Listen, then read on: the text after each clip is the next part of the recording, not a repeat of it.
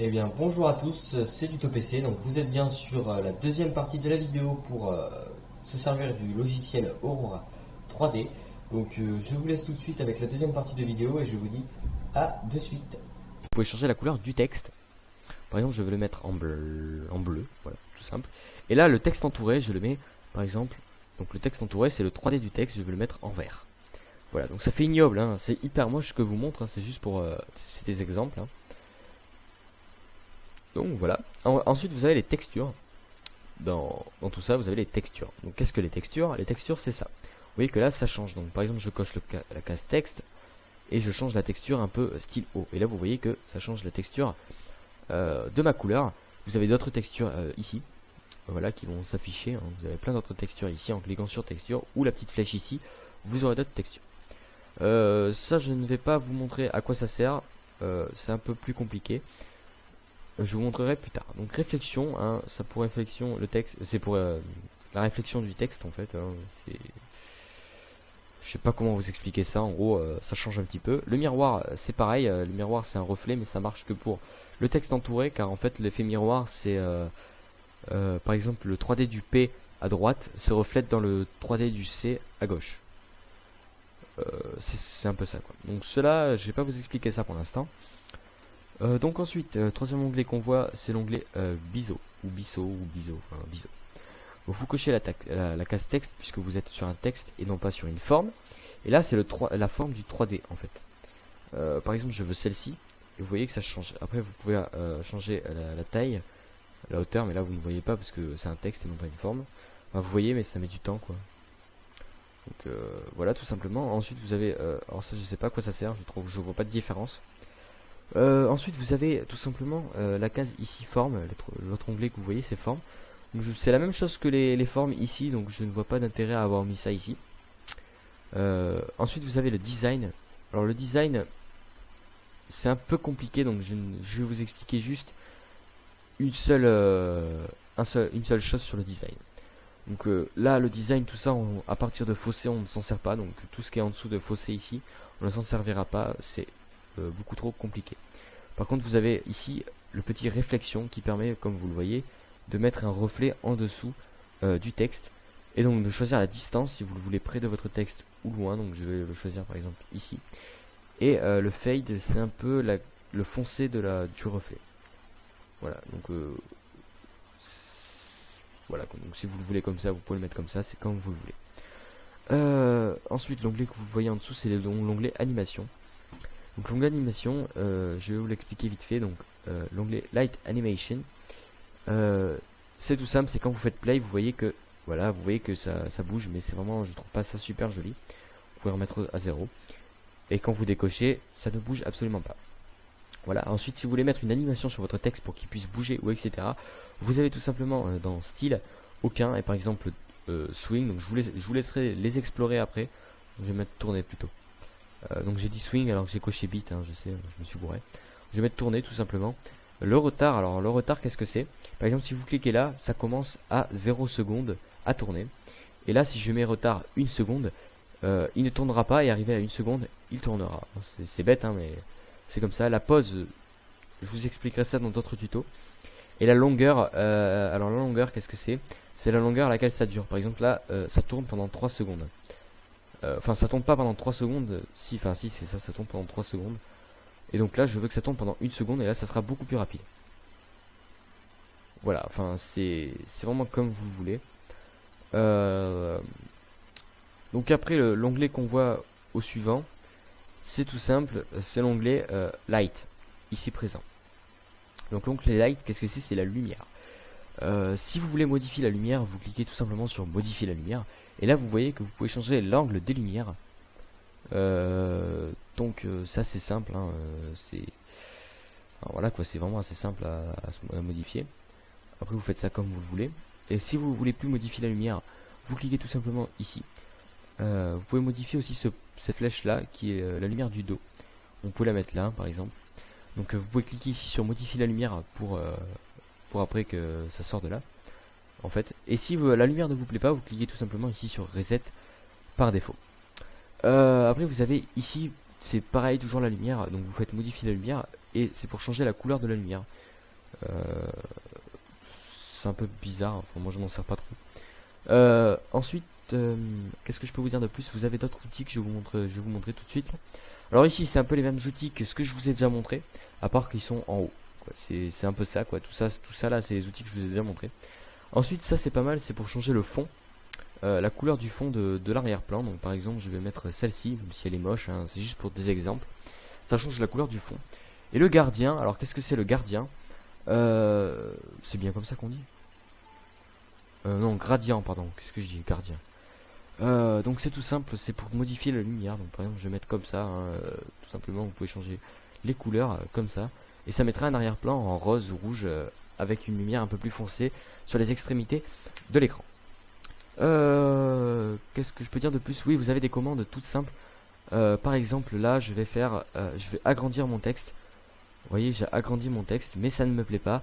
Comment je fais pour faire retour? Alors vous avez tout simplement CTRL Z, ça revient en arrière. Et encore CTRL Z, ça revient en arrière. Enfin voilà quoi, CTRL Z, je pense que beaucoup de gens connaissent. Vous avez aussi la commande CTRL C pour copier, CTRL V pour coller. Donc maintenant on va s'attaquer aux options du lecteur. Qu'est-ce que les options du lecteur? C'est-à-dire ça.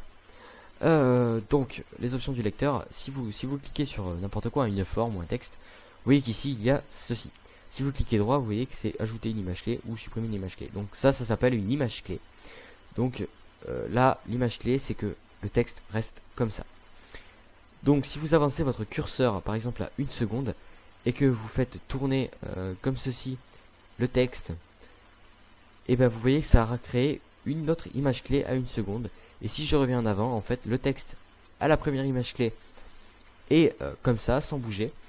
Et à la deuxième image clé, le texte est comme ça. Ce qui fait que de 0 à 1 seconde, le texte devra se tourner comme je lui ai dit de se mettre pour la deuxième image clé. Donc ça vous donne plein d'idées pour des illustrations d'intro ou des choses comme ça. Donc si vous voulez ajouter une image clé, par exemple, je veux qu'à 1,2, 1,25 l'image ne bouge pas, et qu'à partir de 1,25 à 2, l'image refasse un tour sur elle-même pour revenir à tuto PC. C'est vraiment très simple en fait. Vous créez des images clés en cliquant sur plus. Pour supprimer c'est ça. Enfin voilà, et quand vous faites play, vous voyez que tout simplement ça donne ça. Donc ça vous donne plein d'idées pour faire des tutos.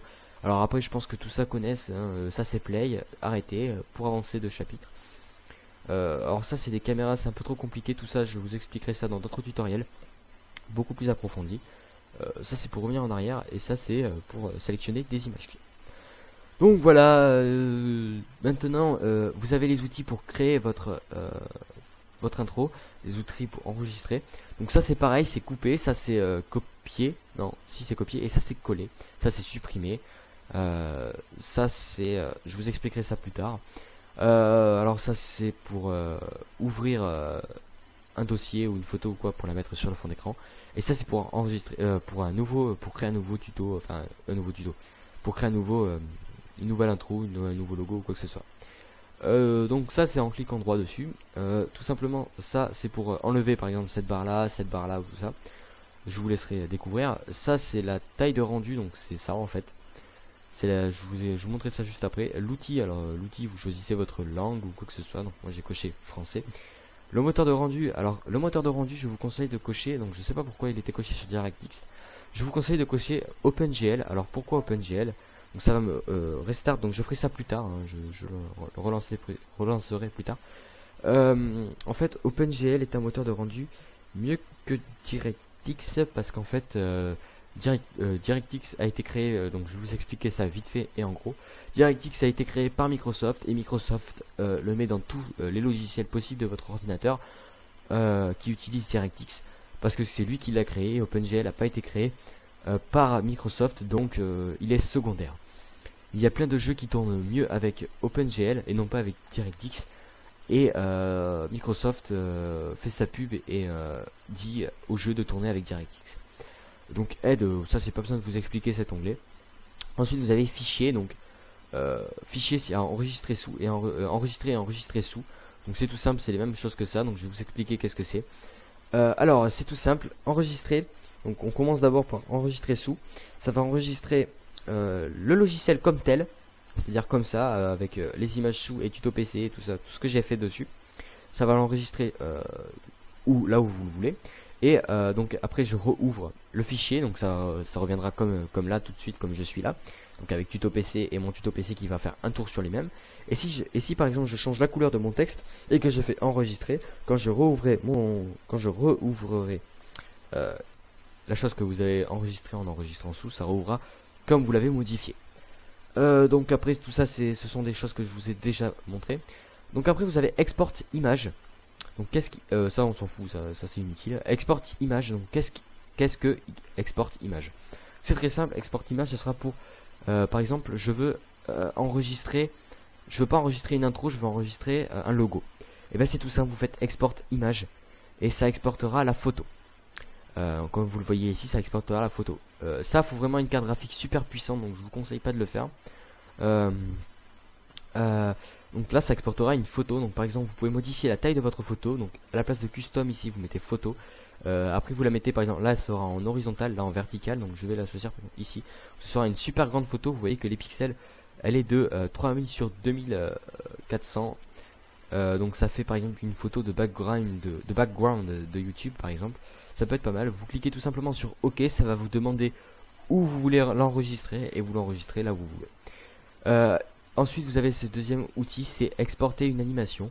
Là par contre c'est pour exporter votre intro. Donc je ne vous conseille pas de faire ça aussi, c'est vraiment pour avoir une carte graphique super puissante. Donc ici vous pouvez faire modifier. Donc là vous mettez film et vidéo et vous ne touchez à rien. Vous cochez cette case ou pas, ça ne sert à rien. Vous faites OK. Là ça sera pour choisir là où vous voulez l'exporter votre vidéo.